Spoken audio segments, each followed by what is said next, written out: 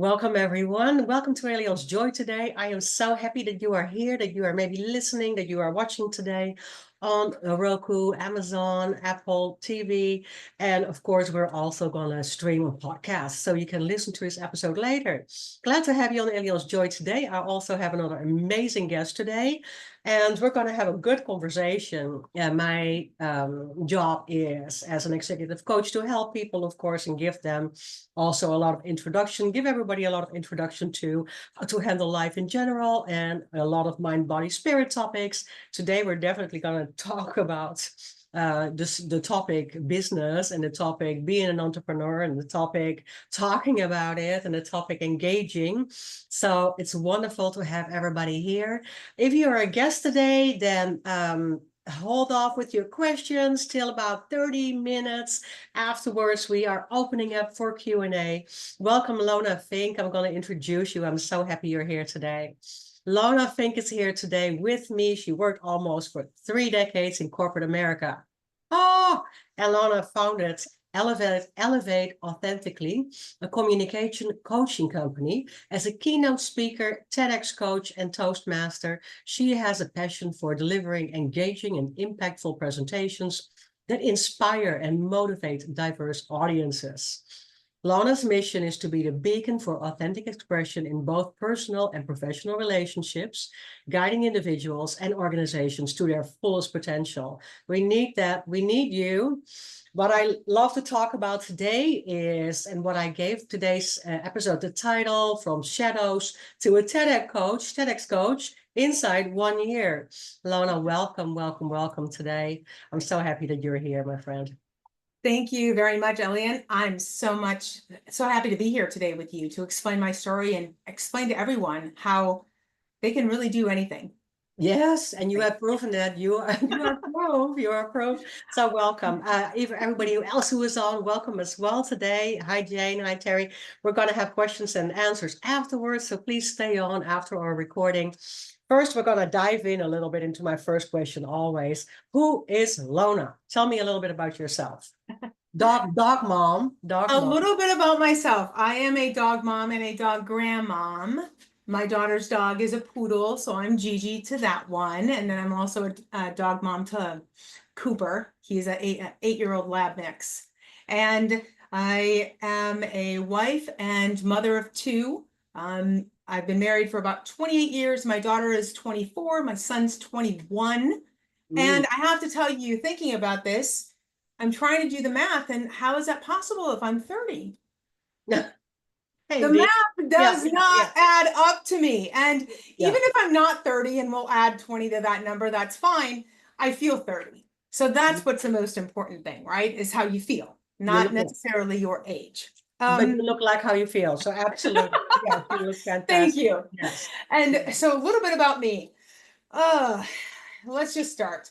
I'm from Minnesota and the Midwest initially. And the crazy thing is, at 19, after graduating from a town of 1,200 people, when my graduating class was only 40 kids, I moved out to New Jersey at 19 as a nanny. Wow. I didn't know anybody. Yeah. And I decided that I needed to go do something for me and find my independence. And it was out there that I met my husband, and I started working for corporate America. And the amazing thing is, right, 2 weeks after I got there, I'm driving around in my car and I total my car with both kids in the car. And I have to tell you, I literally had to make a decision 2 weeks in.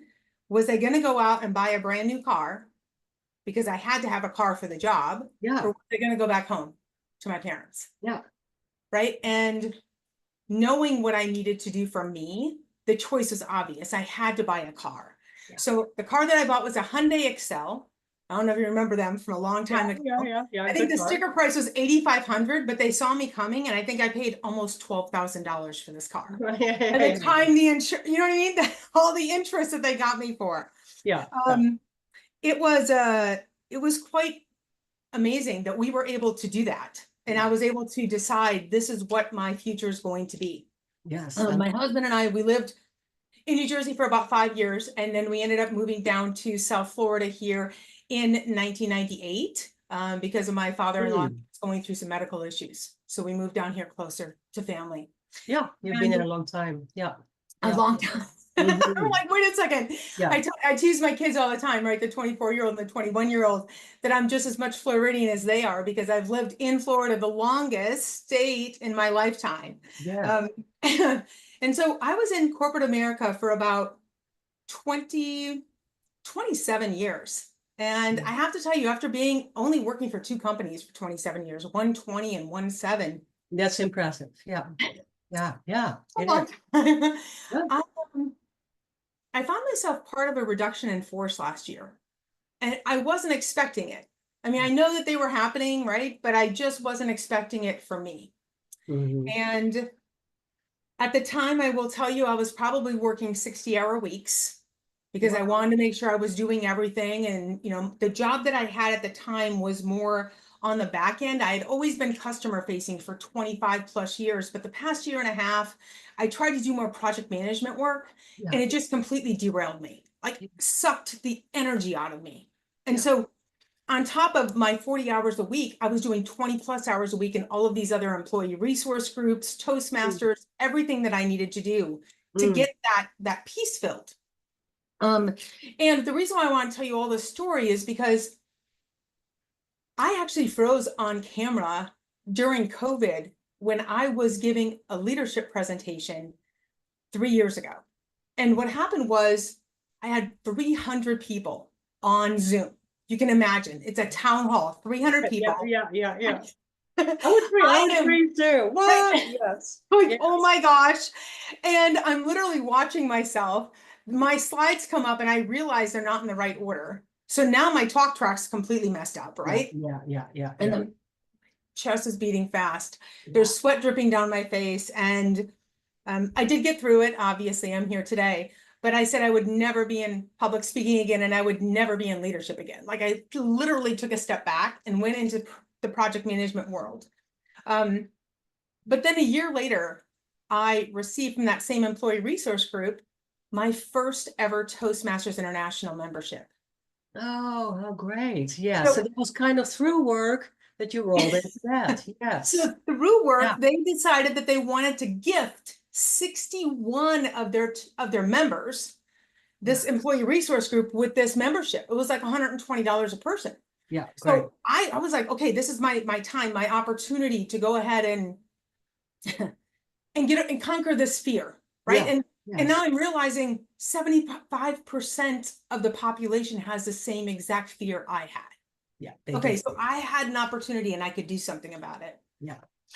Um, I'm going to interrupt you because I sure, think we might have to, for some of our listeners, our audience, explain what Toastmasters is. For us, it's, sure. we know, but Yes, what it's, absolutely. yeah. Toastmasters International is a public speaking company and the organization that's Mhm. headquartered in Denver, but there are literal clubs in 150 some They're or all so over the different world. Yeah. countries, Yeah. all over the world. Like, Yes. I've given different talks and keynote speeches to clubs in Africa. I've spoken in Sri Lanka. I've spoken in Trinidad and Tobago, and just all over the place. If you How can cool is that? imagine, Yeah. it's Yeah. really cool. Yeah. Yeah. That's And, really cool. and Yeah. it's funny, wait a minute. I'm like, you realize I've only been here for a little bit, right? Like, Mhm. And you became right there some top leader in the and company. yes. And so what I did was, after about, when I first joined Toastmasters, let me just take you back. It was June 2022, June 1st. And I get the email that says, congratulations, you're a Toastmaster. Right now, I'm like, oh my gosh, what did I just do? Yeah. Like, like, who are you to think that you can be in this elite speaking club? You Mhm. don't know anything. How is it that you're even going, like, and then, right, that imposter syndrome just completely Yeah. just started to take over. Yeah. The brand new Toastmasters club that we were trying to set up wasn't even really running the way that it should be. So I wasn't getting that real Toastmasters experience. And it wasn't until my mentor, Michelle, came in and started putting down the rule. You need to have 7 executive board members. This is what your meetings need to look like. It's an hour. You have to have 3 different sections. All of a sudden, the then president decided to step down. Mm-hmm. Mm-hmm. So she looked at me nudge, shove, whatever. Yeah. Wait, you said, pull your your turn. finger. And I'm like, You're being wait, I'm threatened. sorry. Yeah. You want me to be president of a public speaking club? I'm afraid to speak. Yeah. And I know nothing about the organization. Yeah. So you just totally thrown into the corner like that. Lion's Okay, den. Yeah, no problem. absolutely. I can do this, right? Yeah. I mean, this is what you say to yourself. Okay, I got this. I'm going to be fine. And Yeah. obviously, there was amazing support the whole year. I had so much fun. The club did great. And then it was during that year, I think we relaunched the Toastmasters Club in October of 2022. Yeah. And it was in June or July that I was doing the training for Toastmasters Leadership Institutes. Like I was actually training 35-year veterans on different options and things that they could do. There's an AI speech platform that I work with. And so I was teaching all of them these amazing things that they can work with. And it was during the third one that I had been asked to present at, where a 4-time distinguished Toastmaster walked up to me and she said, I want you to be part of my TEDx coaching team, okay? And of course, what do you say when you're asked something? I mean, the first thing you always say is, yes, of course, I would love to help you, right? You have that helium arm and you're like, okay, yes, where do you need me? Just put me. We got that training. Always say yes. Always say yes. We all have that training of you have to say yes to every opportunity because you don't know where it's going to lead. Exactly. Yeah. Yeah. When she walked out of the room, I turned around and I'm like, I love it. You know, I love it. Coaching TEDx. You don't know anything. And then I got paired with a 35-year Toastmasters veteran. Yeah. So there was a little bit of a competition. Okay. Oh, yeah. I'm like, you realize 9 months, 35 years. Mm-hmm. Am I going to teach this amazing man, right? I have no idea.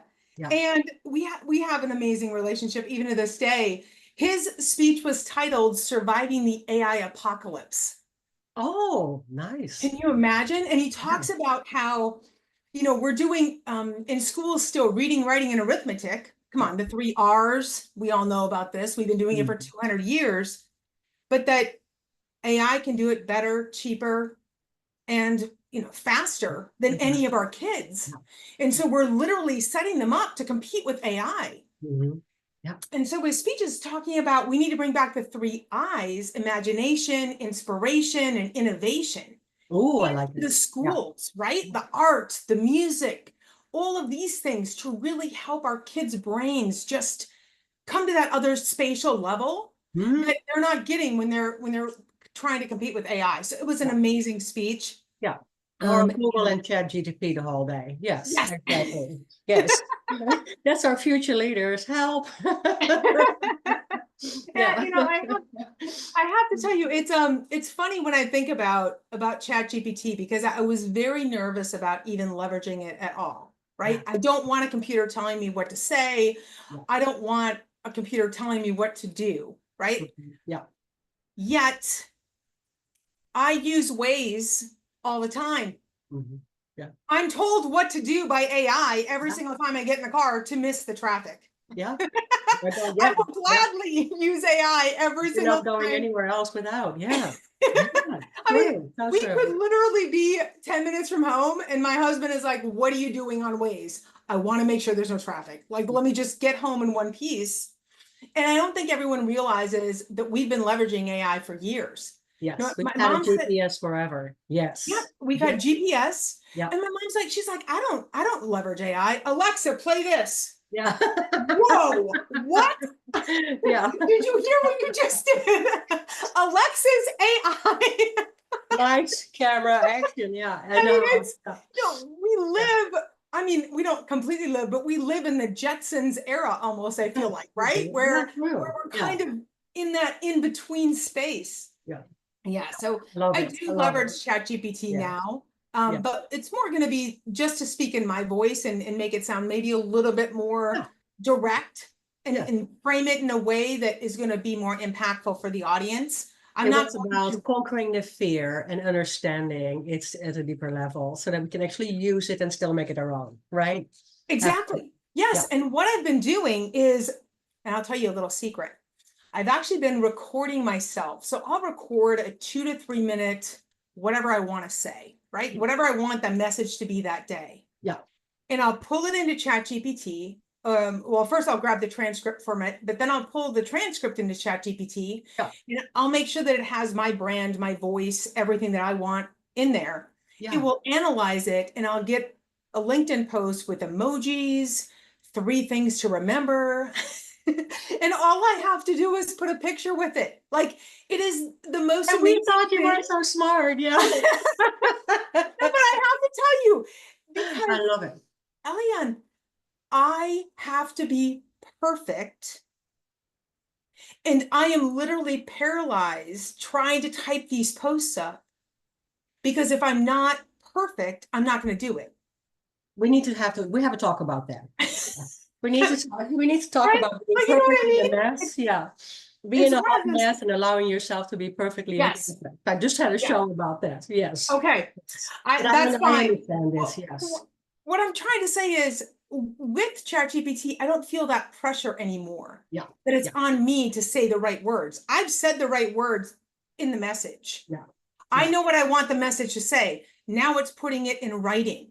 Yeah. So that the public can understand what the message I'm trying to convey. Yeah. And so for me, I'm using it, like you said, to be perfectly imperfect and okay with whatever comes out. And Well, not, and it's important to inspire and motivate, because that's what you do. yes, Yes, right. and to get the message And have a out. great time. Yes, Yeah. absolutely. I love it. Thank you for sharing that. Now we're going to Yeah. get the Q&A. Welcome everybody, by the way. I want to welcome all our guests in the studio. It's so exciting today. Please stay for a little bit of Q&A time after. So we'll talk about our wild little things for a little bit here, and then we're going to open it up for Q&A. So thank you, Lona. I love that. Secrets. And yes, it's true. We just have to try to find out how to work through all the, right? I had a lot of resistance to a lot of new things, and now here I am with selfies the whole day and Chat GTP and those things that we have to keep up with. Absolutely, absolutely. So how can we visualize so now during the day? Now you're your own boss, you're an entrepreneur, you're helping with Toastmasters, you're coaching TEDx speakers. How can we see that? So where do you find people? Where do people find what you? what I want to just tell everyone is, within 2 years of joining Toastmasters and overcoming that insecurity and feeling like I didn't belong, I currently oversee 20 clubs and almost 450 members as a division director. Wow. And so for me, it's really a passion to give back, to help everyone understand they can get to that next level no matter what.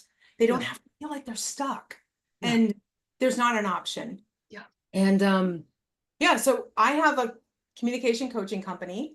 I want to ensure that when you're communicating, as you know, Eliane, we've spoken about this, that it's authentically you. Yeah. Right? Yeah. I've seen a lot. What does that mean for our listeners? What that means for our listeners is, I've seen a lot of TEDx coaches out there say, we'll go ahead and write your speech for you. Oh, okay. Yeah. So they're writing it with ChatGPT, and then you get to memorize it, right? Yeah. Okay.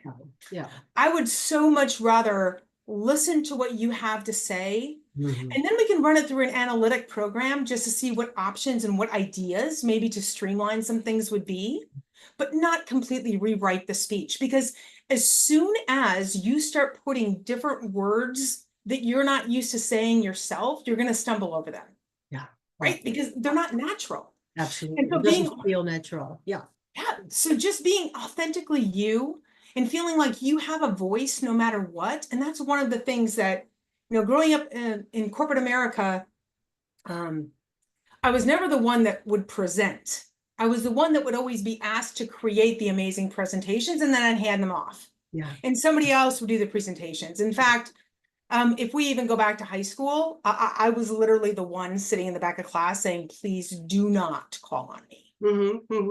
Yeah. I don't want to have to answer any question or do anything. Yeah. And going back home there now, my cousins all look at me and they're like, of all of the 30 plus cousins that we have, you were the last person when we were kids that I would have thought that would have left home at 19 and never returned. And now you are this big famous speaker. And now I am having a blast doing what I'm doing, because there are so many people out there that have a story to tell.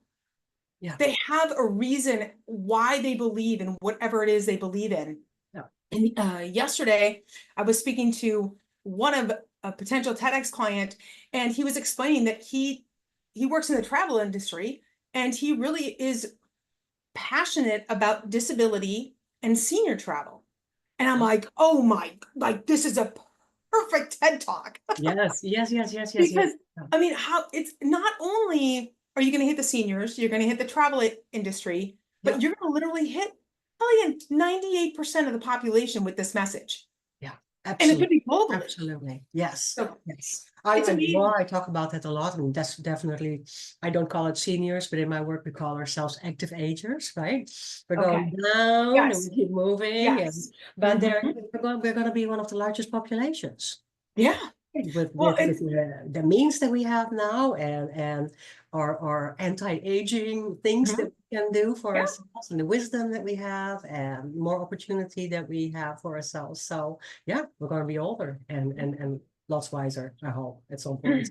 Yes. Yeah. Yeah. So where do you think that comes from with speakers so much that we have that, not speakers, but most of the people, that Mhm. fear of public speaking, that's that fear of sitting at the table with the big guys, that syndrome, um what do we just call it, Imposter syndrome. imposter Imposter syndrome, syndrome. right? Yeah, yeah, yeah. Again, it's So, anxiety, the self-esteem, it is, all the above, confidence, courage. yeah. I think it's probably from so many years of being told as a woman, as a mom, that you just need to deal with it Yeah. and don't ask questions. Um, don't ask why. You can't imagine the number of times I've gotten in trouble in corporate America because I'm always asking why. Yeah. I need to understand this. And well, no, you don't. Okay, well, if you want me on your side so that I can become a leader on the team and explain to others how to do it and why it's needed, I do need to understand the why. And I think what happens is we are so conditioned to just sit there and take it as that's it. For what it is, let's take it as And there's no yes, questioning. yes. And what if there was a way that you could say it or ask it Yeah. in a way that still validated that, yes, you heard them and you have these questions just to clarify. Yes, yes. And because you want to know, you want to learn, you want to be, if you're in a company, you want to contribute in the right Exactly. way, you want to understand. And I think that's a very valid point that you made. I believe the same thing. I think we're very conditioned. I think we're taught not to be in my case, for instance, I talk about that a lot. And you and me talked about that, not to be a rebel, not to be a disruptor, don't stand out, don't be crazy, just stay with everybody else, just kind of like be gray, right? Yeah. And Yeah. and don't, because we don't need all that. We don't need the fancy colors on our body, Mhm. on our cars. Everything is kind of like in the, it's very false, timid almost, right? Right. People want to stand out or want to contribute or want to tell their story or want to be unique in some form or way, but we're told to just kind of calm that down or tone that down. Absolutely. Yeah. We're told that you're and in corporate America, I mean, I felt like I was just one of a number. Mm-hmm. And you Mm-hmm. and I talked about this before the call, Yeah. right? When you're in an environment and you're not quite sure, if you're going to be in the next round of layoffs, or you don't really know, right, what's happening with your team because maybe you're not hitting the targets. Yeah. When you walk in that door and you immediately feel like you're covered with soot, Yeah. right, from just the environment, and then you go out and you come home, and no matter how many showers you take, you can't get that feeling off of you. Yes. Yes. And so this is, where I was struggling, right, for a while. And it's funny because I heard the April before I was let go in August of last year, there was a speaker I was listening to, and she said, I want to talk to everyone for a minute about their strengths and weaknesses. And I'm like, oh, okay. I mean, this is easy. We know what our strengths are. We know what our weaknesses are. Like, I mean, how Yeah. difficult is that? It's like A and B. I don't Yeah. understand. Yeah. And she said, okay, so strength, something you're good at that gives you energy. Yeah. Okay, perfect. Ellen, you and I are great at connecting. We're Yes. great at understanding who is in the room. We're great at reading faces. We're great at reading body language. That's who we are. This is in our core who we are. And she said, but your weakness isn't what you're bad at. Your weakness is what you're good at, but it drains your energy. Oh, I love that. Oh my, like Ooh, my whole world imploded, because here I was in a job that was completely back end yeah, program management. yeah, And I realized that's why I was just sucking the life out of me yeah. every single time I went in. And so I literally wrote an email to my manager saying, I just want to let you know, I'm going to start looking internally at a role that's customer facing again, because I need that. Yeah, yeah, And so I think it's understanding who you are at the core and what your need is. absolutely.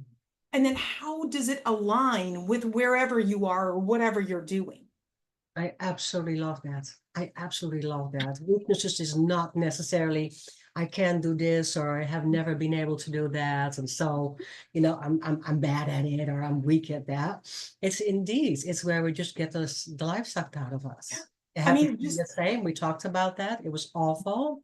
mm, I was in a burnout situation and I was not aware of because you want it so bad. You want to keep it going so bad, but it's not fair. No, it's no. absolutely not fair. It's putting the head It's down. not. And you're great at it, right? I'm great at organization. I can keep things running along and I don't mind it. Yeah. But if I don't have this, and that's why Toastmasters to me gives me that balance, because I can do some of those things, and that there's a balance with Toastmasters. Now I'm speaking to everyone one-on-one and helping them with speeches, helping them with their pathway, and all of these additional amazing things that I get the opportunity to do because of my ability to have that helium arm to say yes all the time. Yeah, yeah, yeah, yeah, yeah, yeah, yeah, yeah, But yeah.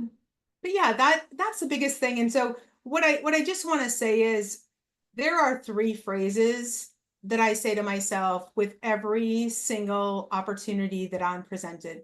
And the first phrase is, I am enough.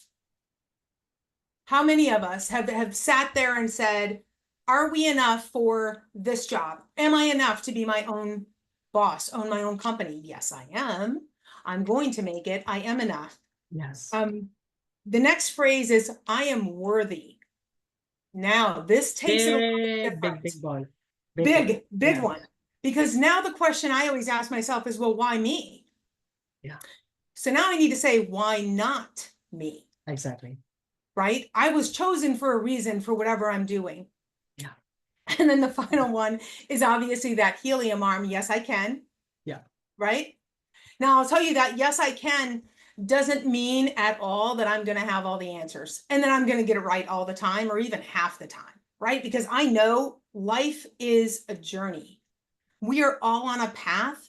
And the question is, are you open enough to see the abundance around you and the opportunities that are literally right within your grasp and there for you, but you're too closed off and you don't think you should have the opportunity. You don't think you're enough. You don't think you're You're worthy. worthy. Yeah. Yeah. And then you're saying, no, I can't. Yeah. But wait a second. If you weren't supposed to potentially have that opportunity, why did God, Allah, Yahweh, whoever put it Yeah. in your path? Yeah. Gus. Why? Yeah. Yeah. They did it for a reason. They did it because they see something higher in you than you even see yourself. Yes. And sometimes the people even around you believe more Yes. than what we believe, right? So I work with Yes. clients so much on that. And I say, what is your value? What is your strength? What are your Mhm. values? How do you see yourself? And then Mhm. sometimes I let them write down, how do others see you? Or what do you perceive? Or what do you see that other people see? And usually that's a level higher if we work on self-esteem and confidence and courage and, Yeah. value and self-respect and things like that. So very important. Thank you for sharing those three golden nuggets. It's so big. Yes. And Yeah. it's so much has to do with our purpose, with our why, indeed. Yeah. God, higher power. And Why are we supposed to do what we love to do? We are. And we are. mhm. It would not be fair, I learned from one of my coaches, if I wouldn't share. It Right. is not fair if I wouldn't share Yeah. what I have acquired in my little life in golden nuggets or in little wisdom. Yeah. Yeah. I mean, my goal, my higher than highest goal is to literally share light, love, happiness, joy, empathy, compassion worldwide. Yeah. I think we need to do this as a global level and not just have it be in our little tiny communities. Because if we could tap into all of that on a global level, can you imagine how amazing everyone would feel all the time? You would literally feel like you were radiating this light and love to every single Energy. person, and Yeah. energy. Laughter. Every single Yeah. person that you're talking to. Yes. Yes. Yes. Today I speak on public speaking in the summit later on today. And part of that also is not just sharing energy and just constantly, really putting it out there. It makes us feel better. It makes us feel alive. And Yeah. we're very able to give that away that way. So I love that about you. And if we share that in the right community with the right people around us, which I always say, no judgment, just I need people on my balcony. Right? Mhm. Yay, Yes. Leon, yay. Right. Yes. Instead of people that, do not give you the right feedback, or people Yeah. that do not want to write for the best for you. So I love that. We need to have that support system. We need to share love and life and laughter, joy. I love that. Thank you so much. Where can we find you if people want to reach out to you, Lona? So if you want to reach out to me, you can go ahead and type in elevateauthentically.com, and it will bring up my new website. Just launched it recently.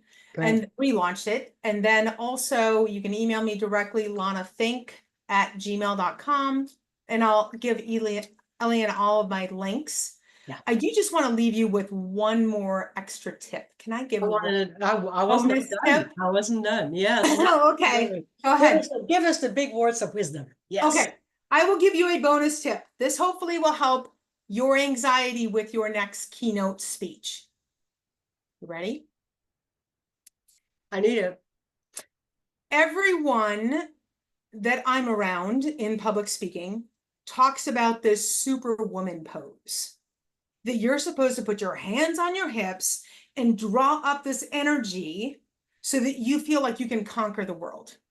Right? I mean, this is what we're all told. That's what I'm told. And you put your hands on your hips, you feel like you have a cape on. When you step out on that stage, now all of a sudden, right, you have this energy and this aura. I'm going to challenge it for a minute.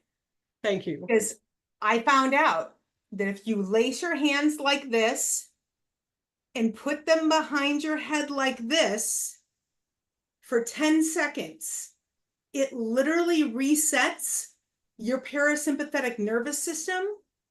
You're calm, and you're open to receiving the energy from the audience versus talking to the audience. Imagine that. Imagine now all of a sudden you're able to receive whatever the audience is giving you, whether you need to speed up, slow down, look in someone's eyes, reframe something like Elian, like you did. You stopped me. Lana, what's Toastmasters? They may not know. Okay, perfect, right? But now you're able to draw off of the energy from the audience versus standing there and projecting to them. I love it. That's what I'm going to leave you all with today, because I love it. And I'm going to just implement that in my energy work and opening up my chakras and the whole, yes. And I believe in it. Things feel good. Yes. I'm a big believer. And just to think for a minute, if you own your own company, which many of us, I think, do on this call, right? What's the pose of the CEO? Leaning back in their chair? Why aren't we adopting that pose every single day of our lives? Because we deserve it. Yes. We need to own that pose ourselves, and we need to give ourselves the grace to relax and know that we have it. Just like the CEO pictures we see all the time, where they're overlooking their empire and sitting back with their feet on their desk, right? Oh, I know. I mean, we've all seen them, right? I mean, come on, we've all seen these pictures and these photos. Yeah. Why not us? Yeah. I want to embrace it every single day, and I do, because I know there's magic. There is magic in the world, and every single person has the opportunity to tap into it. And every story matters, and every body matters. Absolutely. Body, 2 words as well. Yes. Thank you so much for sharing. Oh my Welcome. gosh, you are a golden, my friends. I love it so much. Thank you for being on today. Yes. I will leave all your information and where our listeners and watchers can find you. And then we're going to go stay in the studio a little bit and throw it open for Q&A. Thank you for watching. If you're live with us on Amazon, on Roku or Apple, thank you for watching today. I will see you next week on Allianz Joy. I appreciate you. Thank you. Thank you.